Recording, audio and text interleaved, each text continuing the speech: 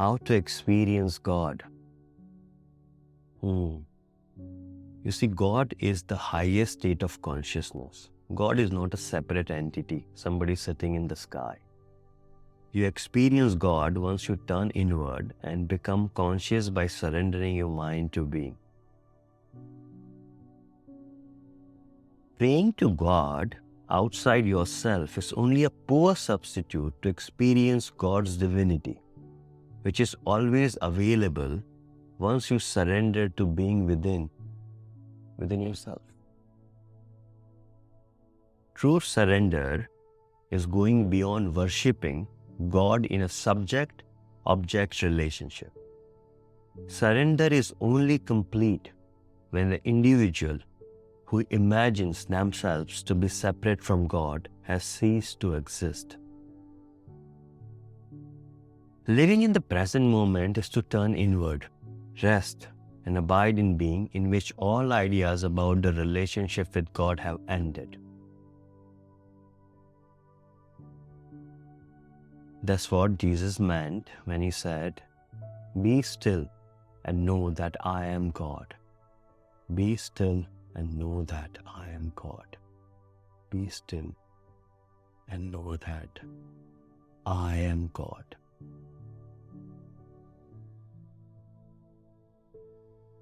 Authentic living in the present moment is the awareness and the feeling realization of inner being. Feeling realization. When you become aware of being, the being becomes aware of itself. When being becomes conscious of itself, that's presence. Actually, that is the presence. And only then you will be able to establish yourself in the present moment without singing in the past and the future. Past and the future. Present. You know the Christian trinity, the Father, the Son, and the Holy Spirit, what is that? Let me explain you today. What is that? The absolute oneness of God, Guru, and being is the true significance of the Christian trinity.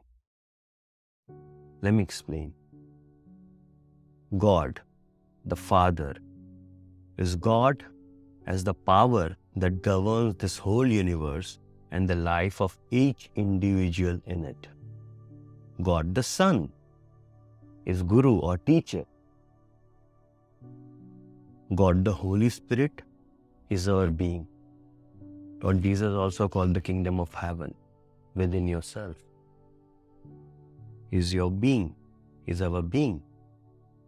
In our mind's limited and distorted outlook, they appear to be three distinct entities.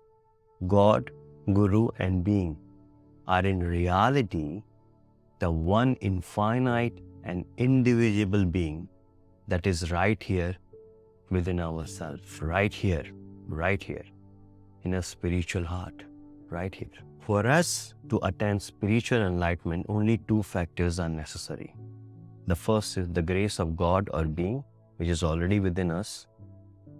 And the second is our willingness to surrender our mind to that grace, which is our inner being, with utmost devotion. See, if of these two indispensable ingredients, the being is always abundantly available as our inner God essence. It's there inside us always. You can feel it. The second factor, surrender to being with utmost devotion, is lacking within us. That is the only factor lacking. And that's why we don't have that realization of awakening. Now we have God within ourselves in the form of our being. We just need to surrender to it. Now, what is surrender to being and how to do this? Surrender to being is simply devoting yourself to being with intense love. Surrender to being has three devotional qualities. Three. It must be exclusive devotion, continuous devotion, and selfless devotion. Let me explain. Exclusive devotion. Here the mind is devoted and surrendered exclusively to being while engaged in the world. We must live in the world, but let not the world live in us. Just as a boat is in the water, but the water is not in the boat,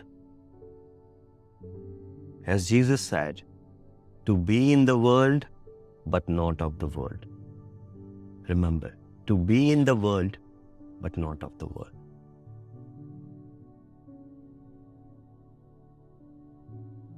In Bhagavad Gita, it is said, for those who always think of me with exclusive devotion and surrender, I am easily attainable because of their constant absorption in me. You can pursue this exclusive devotion by keeping your 80% of attention within your spiritual heart, in your inner chest, here, full inner chest. If not 80%, retaining even 50% attention within your spiritual heart will completely transform your life, completely. Now let's talk about the second, continuous devotion. Here the mind abides and rests in being all the time. It feels the presence of God all the time here.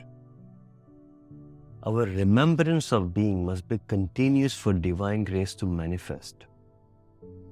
Hence, the Bhagavad Gita repeatedly stresses constant remembrance. While going about our worldly duties, we must have a feeling realization of our being all the time.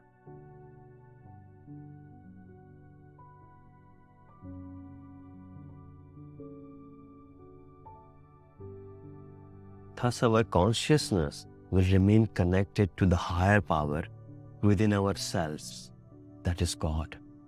We can do our work for His joy as an offering to the divine. Now, let's talk about third devotion, selfless devotion. What is that? Our surrender to our being must not be motivated by self-seeking. True love is when we are willing to give our everything and seek nothing in return. Nothing. If we surrender to being and in return ask for worldly gains, then it does not remain love. It becomes a form of business transaction. It's like, oh God, I will love you, but you must give me this. Then I will love you. Why does love fade so quickly in the world? Why? Why do people act for their selfish reason first? The reason is that the ego is selfish. What is the ego? Our unobserved mind. Our unobserved mind, ego is selfish. Both parties are focused on their happiness first. Divine love is selfless. The goal of divine love is the joy of the beloved. And who is the beloved here? The beloved is the God itself. Now, when you will experience God, see, you cannot experience God by lukewarm devotion. To realize being, that is God, your devotion must be exclusive, continuous, and selfless. This will purify your mind. Once the mind is purified of all its dysfunctions, it can easily abide in being. The mind will go inside the being and rest in being. Now the mind can rest inward and lose the desire to go out in the world and find God in thousands of worldly things. When your mind's desire is only for God, it turns inward, merges with its source, and you attain spiritual enlightenment. Mind merges within, that's it.